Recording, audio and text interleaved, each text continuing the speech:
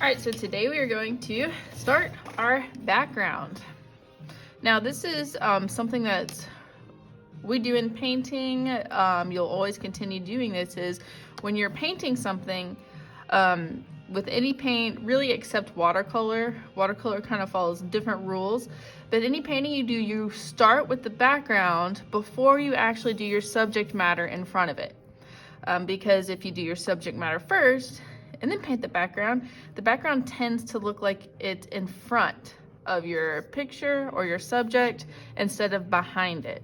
So we need to do the background first. Now I'm gonna set my drawing to the side because I need to get my paint. Now you're gonna think about what color you're doing for your shape.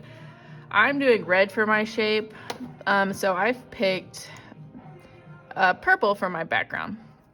Now I have, instead of just purple though, because we're not going to paint the background just one color, we're going to paint it different values of a color. So I have purple, white, and black.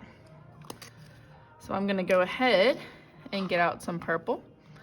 I'm going to, using a medium-ish brush, so about this size is what you're going to want. I'm going to go ahead and just scoop some of that purple, enough that I know I'll at least use in one class. And remember, do not pour paint from the cup into the palette. Use your brush to scoop it. And be really careful not to get the paint on the ferrule or the metal part. So just be patient, take your time. Okay, so I have some paint in here. I'm gonna put the lid back on this, put it away. Now I do need to wash out my brush, because whenever we switch from, or whenever we're getting paint out of the cups, we have to make sure we have a clean brush. So there's no sneaking from the side. Now I am gonna wash out my brush in the water, get all of that purple out. Then also, so I don't add, I'm gonna wipe the extra off, so I don't add that extra water into these paints. I need to squeeze out that extra water with a paper towel. I'll go ahead and take the lids off. Now, if you remember when we were mixing with black and white, when we were doing our other value scales, you didn't really need a whole lot of black. So I'm gonna scoop some black, but I'm not gonna get as much, maybe just a couple scoops really is all I need. Not gonna get as much as I did purple. Clean my brush. Now it is so important to follow these procedures to keep paint clean, to keep our brushes clean in order to have a nice end result, have good quality paint, and a great painting. I know we all want that. Okay, one more color with my clean brush. And notice I'm skipping a space in between these. That's just my personal preference. If you want to put them all next to each other, feel free. You might have your own personal preference. I just like skipping them in case I want to use those to mix in between. I'm gonna get 2 or 3 scoops of the white. All right, and I'll go ahead and clean my brush so I can start from a nice, fresh, clean brush when I do my background. Remember to put lids on the paint. Keep that paint from drying out. I will set that to the side. My paint over here, I'll set it to the side and get my painting. Okay, so like I said, always start with the background. That's what we are going to do. And I'm gonna scoop my water over so I have somewhere to put my paint palette. All right, so I'm just gonna start with purple. So I'll get a little bit of this purple or violet and start painting. Remember figure 8, practice those figure 8 strokes, especially when we blend. Now, the flat brushes are really good for getting right up close to those edges. So I see my pencil edge, I have some paint, I'm spreading it around. I'm just gonna smoothly paint right next to that edge. Now, we don't want to do just one solid color in the background, or one solid value of a color, I should say. We want to create the illusion or the feeling of space. So to do that, we're going to add some other tints and shades to this purple to make it look like it has some space. So I have purple on my brush. Now I know that I have, I'll start off with some tint. Now I don't have to clean my brush since I'm using my palette. I'm just gonna sneak it from the side. It's a good thing about having your own palette. Then I'll start working in that tint. And I want it to blend. You don't want it to just stop, like be really light and all of a sudden just stop. You want it to kind of blend in with that purple or violet.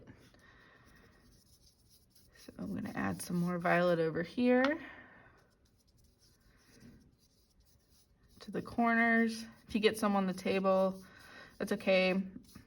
Obviously don't try to do it on purpose, but that's what the strawberry spray is for.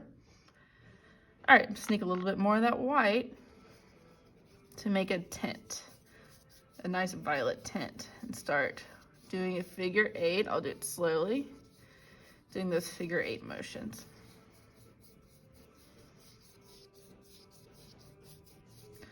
Now I'm gonna kind of work my way around doing tints, hues, and shades, just kind of moving around. You also want to imagine where it would be going kind of in the background or behind here. So I have a tint of violet right here, and it's going behind, it's turning more to just a straight hue right here. So I'm going to pick up that hue over here instead of going back to a tint or even a shade. So since I'm going to do just a hue, I'll just grab some of that purple right here, because you want to make it look the same on one side. You want to make it believable that it would be going behind it. Now I might start adding a shade to the center. Just be very careful to paint. Don't paint inside your shape. Try your best to get it just on that edge.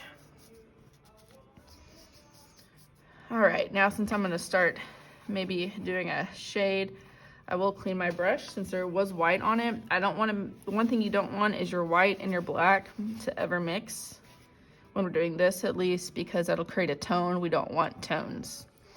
Okay, so I am gonna do a shade of purple, but I'm not gonna add, I was just adding white here. That's okay, because white kind of is good and easy. It can blend just by itself nicely. Black's really strong. If y'all remember, like just a little bit of black goes a long, long way. So I will pull some of that purple or violet from here. I'll just put it in the middle. Then I'm gonna get just a tiny amount of black on my brush. Then I'll start mixing them. So I'm actually gonna mix that shade on this palette first, since I know that black can be kind of really strong. I wanna make sure I get it right over here first before I add it to my background. All right, so that looks like a good violet shade. So I will start adding it in here. Mixing them together. And right here, I wanna mix those a little bit more, so I'll just go grab some violet and just little figure 8s to blend those together. Oops, I got a little bit inside my shape. Be careful not to do that. But we will paint over them when we do the inside. I mean, not the inside, the actual shape. So you're just gonna be moving from hues, shades, tints to create some space, or the illusion of some depths of space in the background. All right, and again, I'm gonna be really careful using just the flat edge to make an edge. So your hands, hopefully your hands are more steady than mine are.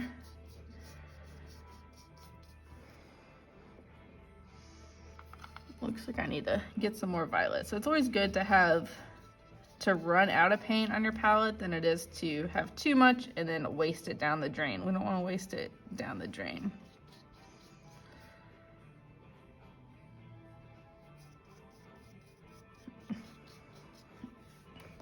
All right, I'm gonna clean my brush. Maybe I'll imagine that this shade's gonna go out here.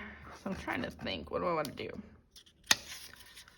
Probably should have planned this out first. So maybe tint, hue, shade, hue, tint. So I'll have my tints there and my shades there.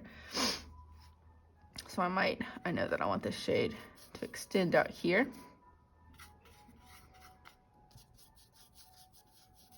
So I'll just use up what I made. Then I'll clean my brush to get some more violet.